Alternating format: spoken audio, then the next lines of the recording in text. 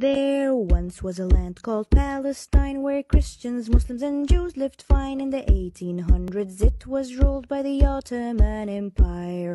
Meanwhile a bearded guy founded Zionists for Jews to aspire, a land that becomes their home and safe only for their kind. My name is Eman Askar. I am from Cairo, Egypt. I am 32 years old. I know I look younger, but I'm 32. I'm a mother of two. And I have been a content creator for 10 years. I have been following what's going on in Palestine since the beginning, the events of Sheikh Jarrah, the triggering events of the situation we are right now.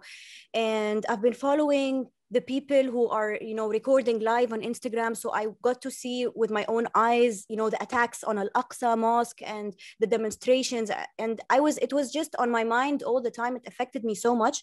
And, during that time and when the bombing of Gaza started, it was Eid. What triggered that I need to do something about it is when I came back from this Eid holiday, I was looking through my stuff and I found an art sketchbook for me when I was in grade 3. I was 7 or 8 years old. It was a few days before Eid also, but 21 years ago. I think it was during the second Intifada in Palestine. And I remember that as a child, as a 7 or 8-year-old child, I saw on TV, children dying and houses being bombed and the same visuals that we see today after 21 years, unfortunately.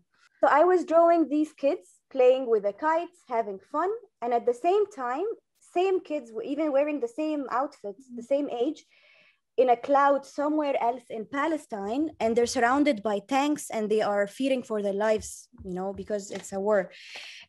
So when I looked at this picture, and I also had another picture of Muhammad al-Durra, if you remember, the one they shot when he was, on the lap of his dad.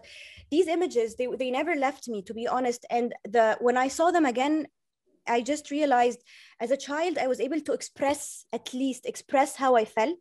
That 21 years later, I know exactly how I felt. And I think it was a healthy thing to do, to just express it in a form of art. Today, I'm a content creator. I create a different form of art. So I was like, you know what? I should just, express how I feel about this and try to make an impact along the way. I did not know it will honestly spread like that, but I usually make my videos in Arabic. But I thought if I want people to really learn about this problem, I should make it in English. And this is when I realized, okay, you know what? I'm not trying to preach or be angry or whatever. I'm just simply using a form of art to tell the story I care about. Then more and more Jews arrive seeking refuge, and that's alright until their plan to steal the land was no longer to hide. The year was 1948 when Israel bullied its way into a state. Thousands of Palestinians fled their homes to survive. No right for return, no right for a home, no right to fight for the land that they owned. Israel expanded more and more into an apartheid. What was your aim by making this song? Did you expect such an attraction to your song? Not at all. And to be completely honest, it was the first time I create something, and I'm not creating it to get views. I'm creating it really because I really felt the need to express it. And subhanallah, out of nowhere, this is the one that got the views. And this was the most important one to get the views, to be honest, because the feedback and the engagement I got really showed me that it was needed. And how is your feeling now?